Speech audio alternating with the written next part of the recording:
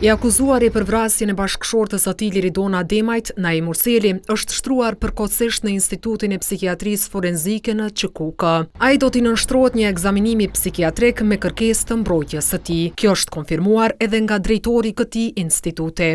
Sipas procedurave që i kemi shkencore, derisa t'ja bëjmë tonë analizë, tonë specifikacionet edhe çikash. Megjithatë, pavarësisht se ekzaminimi është kërkuar nga mbrojtja, avokatja e Murselit, përmes një përgjigje për ATV-n, tha se nuk ka qenë njoftuar se klienti i saj është dërguar në psikiatri. Nuk jam zyrtarisht e njoftuar për një zhvillim të tillë. Për çdo veprim i tillë do të duhej të ishte në kuadër të procedurës ligjore.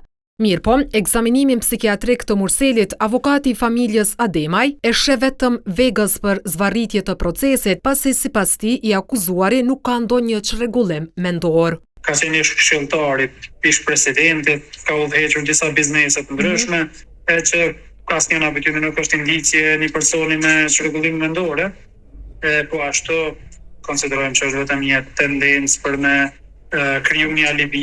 Më 15 janar të këtij viti, prokuroria themelore në Prishtinë kishte ngritur akt akuz ndaj Naim Murselit, Granit Plavës, Kushtrim Kokallës dhe Tom Dodajt. Të akuzuarit ngarkohen për vrasjen e Liridona Ademajt më 29 nëntor 2023. Sipas aktakuzës, Murseli, Plava dhe Kokalla ishin dakorduar që vrasja të kryej nga i akuzuari Granit Plava me marrëveshje që bashkëshorti Liridona Ademaj, Naim Murseli, t'ia paguante atij 30.000 euro.